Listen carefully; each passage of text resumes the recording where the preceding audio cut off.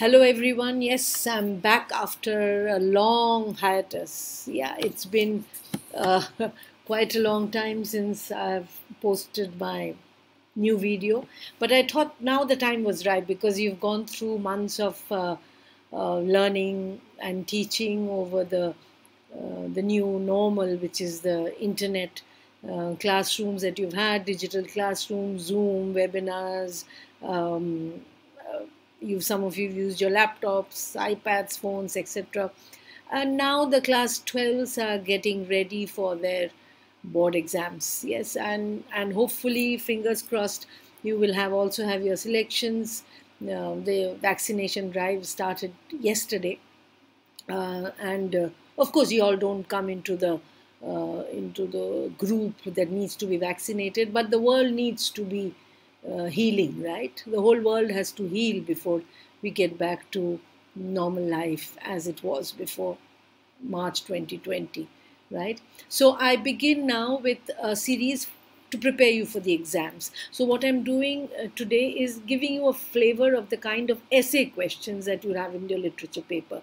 Now, this is only the essay questions. I'm not touching on the reference to the context from The Tempest. So what I've done is, if you see, I'm not going to discuss the answers also, which I am going to take up one genre at a time from the following week, right? So if you look at the questions that came in 2020, you had from The Tempest, referring closely to Act 4, Scene 1, describe the blessings showered by Cyrus and Iris on Miranda and Ferdinand. That was 8.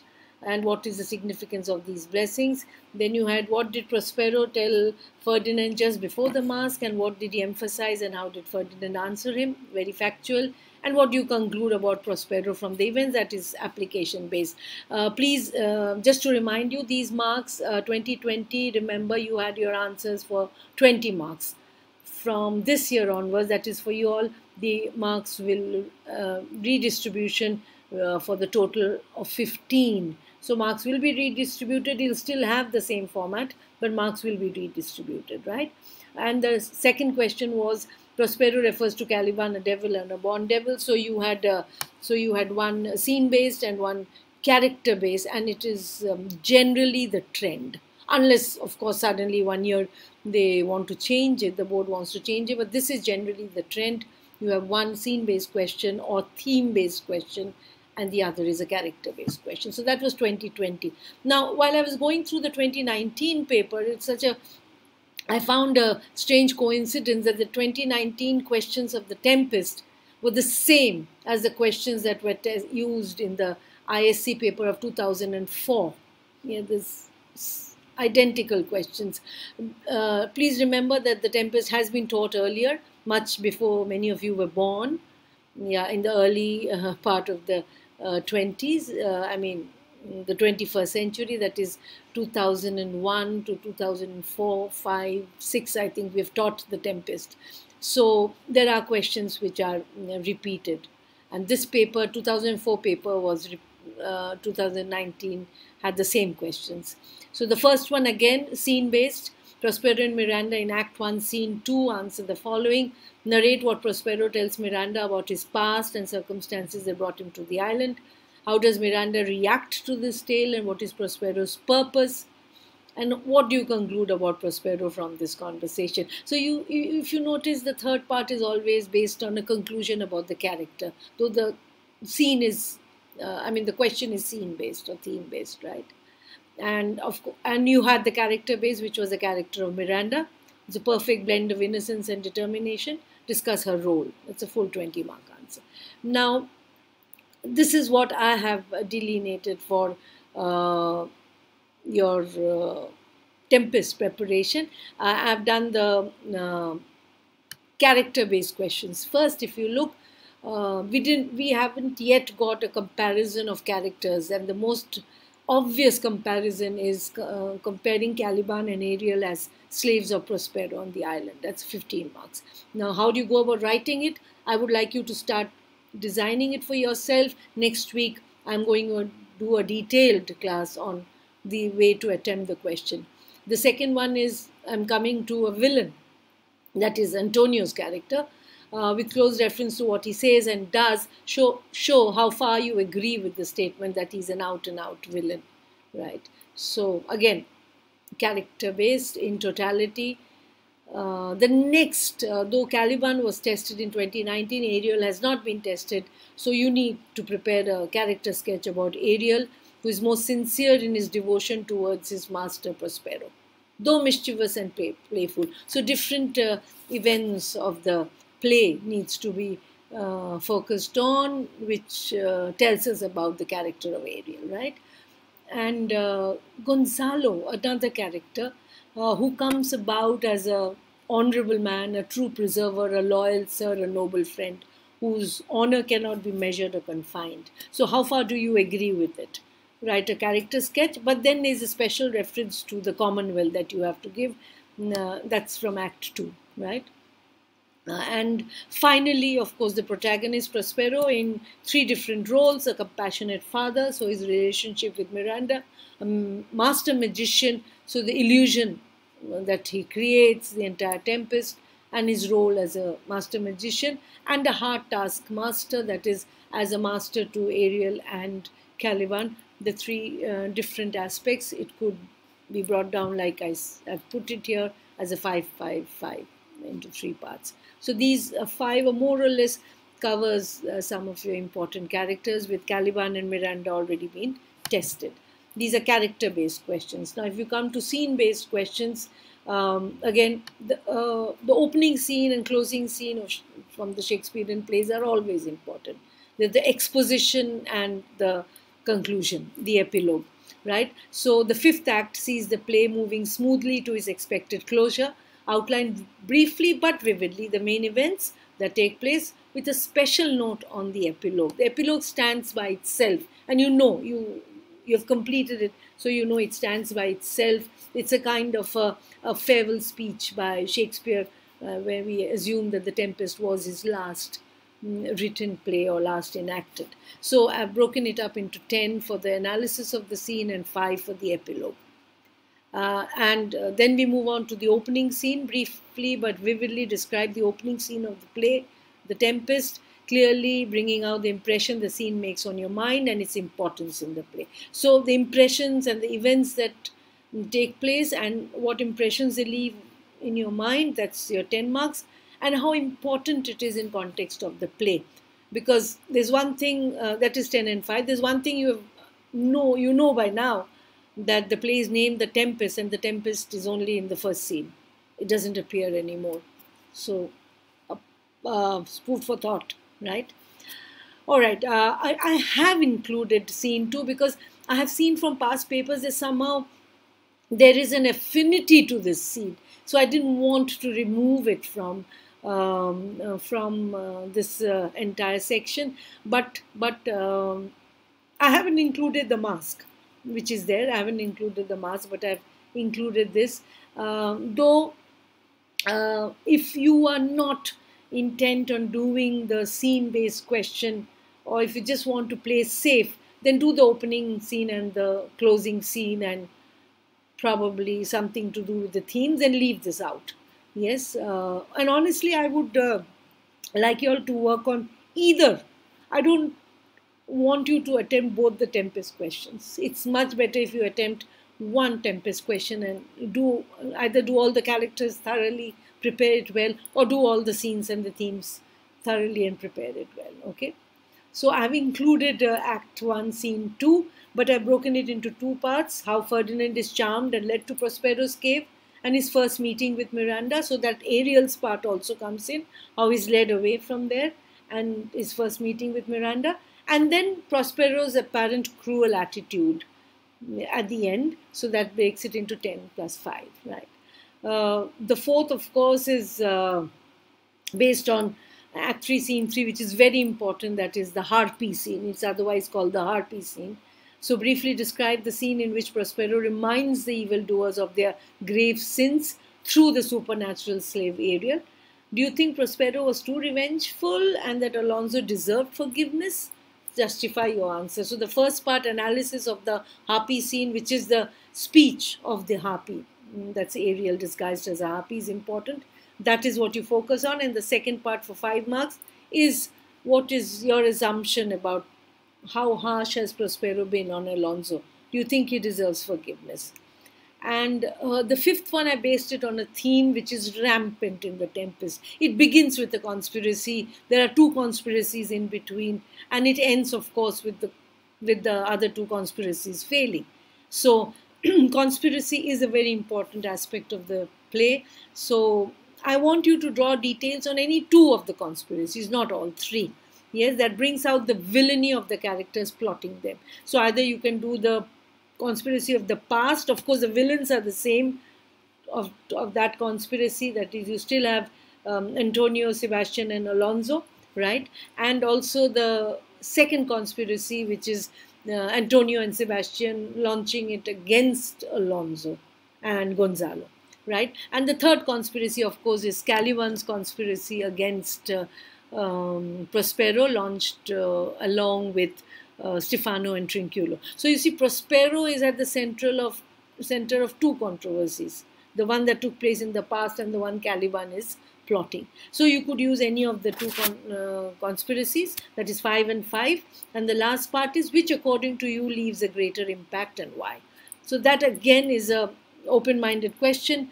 Each of you could have a different answer, but remember the points to justify, which, I repeat, I shall take it up for discussion in the next video, right? So this is from The Tempest. Now we move to the next text, which is The Echoes. And if you know that from the stories in 2020, you had The Sound Machine, B. Wordsworth, and Salvatore. These were the three stories that were tested in 2020.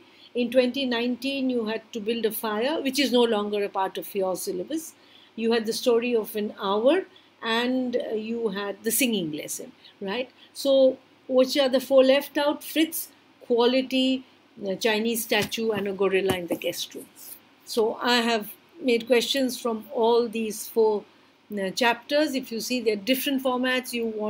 I would like you to think of all the different formats and how each question is different from the other. Are they different from the other? In what way are they different from the other?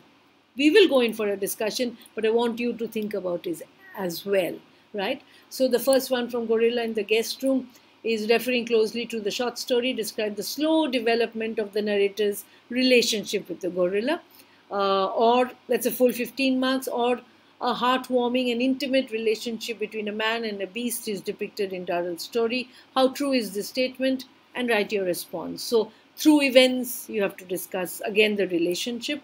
Or Gorilla in the Guest Room presents quite a few challenges. Discuss each of the following in your own words.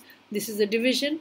The challenges faced by Darrell family to get Npongo and Nandi to the zoo, right? The challenges faced to get Npongo and Nandi to accept each other, second challenge. And the third one was the challenge faced to look after their well-being. Okay, so three different challenges, 5, 5, 5 for each of them. And again, this is totally a textual-based question, and most of it is textual-based because there's so many events and so many incidents that have taken place. So if you read and reread the story multiple times, you will be able to attempt and write a very good answer for this. But how can you make your answer better and different and innovative and to get 18, 19, 20 next time, right? Or another question, again broken into three parts. The Jersey Zoological Park is the perfect setting for an engaging man-animal relationship story. In this context, write your views on the manner of procuring the two gorillas. How did they get the two gorillas? The physical and behavioral traits of the two gorillas. How are they same, similar, different? And the human element that creeps into the story and transforms it into a delightful family saga. It is a family of animals of different strata. Yes. So 5, 5, 5 again is the division for this. I think these questions cover every aspect of the story of Gorilla in the Guest Room. The next one of my favorite stories is Quality, the Gessler brothers. So the Gessler brothers in John Galsworthy's story Quality were destroyed but not defeated. Just let me tell you, students, that this Quality was a part of the 2000 collection of stories that we taught in the year 1999, 2000, 2001. And this was a very important question. Were destroyed but not defeated. So justify this statement in light of the events of the narrative. And another format of that question is, how has the author John Galsworthy brought in the essence of quality in his story? Yes, so again, the importance of the title. Yes, 15 marks. Or again, I've broken it up. It is an art. What is the art that is spoken about here, and who are the artists? Give details. Discuss the two circumstances when the narrator caused discomfort for for Mr. Gessler. What were the narrator's responses in each case? Very specific. You need to read the story very, very well to know it. And would you call this story a tragedy or otherwise? Open-ended. Up to you. Think about it. We'll discuss it. There could be different viewpoints. Remember, all perspectives are right as long as you justify the answer. So give reasons to justify highlighting the title in course of your response. You have to keep the word quality in mind. So 5, 5, 5 again for this question. And then we move on to, of course, the supernatural story, Fritz. So referring closely to the short story Fritz, relate why Joyantho wanted to visit Bundi instead of any other place. What does he tell the narrator about Fritz? And what is your reaction to the ending of the story, which is always, I think it takes a nearly 40 minutes discussion in class about the ending, and still at the end of it we do not have a definite answer. That's how Satyajit Ray has planned this story. Why are stories left open-ended? So that you could have multiple interpretations, and each, in the words of epistemology, can be correct. So the same thing. What's your reaction to the ending? Again, reactions could be different.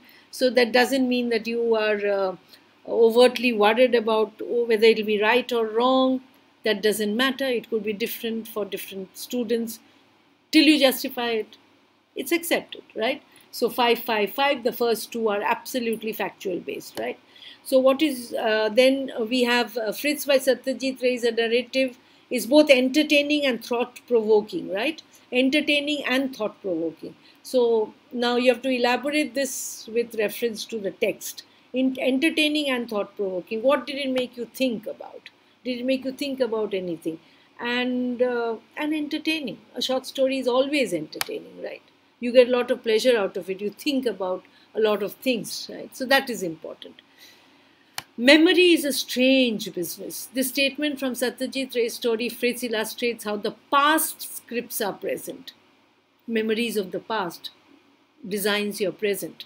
Justify with suitable references. So any question that you answer from Fritz is based upon events. So same here. All right, now the last one I did was Chinese statue, which is another story which has not been tested.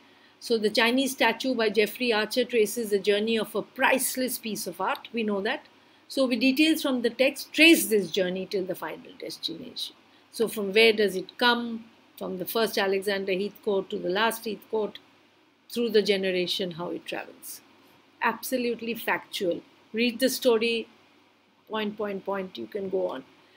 Actually, if you go to my YouTube, I have discussed it in great detail, yes. I'll do it again, of course. Or an exact man was proved wrong in his judgment when it came to Emperor Kun and Pen Qiu. Discuss the different layers in the above statement in context of the Chinese statue. How was he proved wrong in his judgment? Again, you have to bring out the elements of the story through this. Then I'm breaking it up into 3 parts. Oh, how I wish the piece was mine. In the context of the above line, narrate the way the piece became his, whose, you need to identify. How did the piece travel from his down the generation of the Heathcotes? And how was the final revelation about the worth of the piece typically a Jeffrey Archer twist? You know, if you've read The Last Leaf or The Face on the Wall, there's always a twist at the end of Jeffrey Archer's story, or Cain and Abel. Yes, it's very interesting. So how did the twist change the entire flow of the story? Was it a deliberate act of deception that is did not see through? Was it an act of deception? Think about it. I would like you to think about it and find the reasons. Yes, if you have questions, definitely jot down the questions once you go through all that I've put up here. This is again 555. So I'm going to give you about 4 to 5 days to go through these questions. I haven't put any of the reference to the context because that will be a separate video altogether for only the reference to the context questions and how to attempt it from the Tempest. These are just a flow of the importance of the chapters. Now, just it's a statutory warning. I don't set papers, so it's not that these are the questions that will be coming for the board, but do work on these questions because these are the questions, chapters that have not been tested yet, or from the Tempest, the characters, the themes, the scenes which have not been tested yet. So there's every chance that they will come, but there's no guarantee. I will, of course, look at the other chapters, but I'm going to start off with this and discuss these answers first. I'm going to start off with Tempest, long answers in my next video, move on to stories and then poetry. And then at the end I'll do the reference to the context. Yeah, that's what I've decided. That's the flow of it, okay? And I've also decided to go through a few of your language papers as well to teach, you already know, you're aware of, your teachers have gone through those in class, but just a kind of a revision. I'll be doing the language also at the far end of this month's work, so that by the time you all are ready for your units in your final, I think it'll be your rehearsals in February, because you're going to have a delayed exam. Dates are not out yet. You should be in a position to attempt the questions, right? So till then, stay safe. You still have to look after yourself, wear the mask, and of course, keep washing your hands, keep yourself clean, keep your surroundings clean, protect people around, stay safe till the next video, which will be coming very soon. No hiatus. See you. Bye.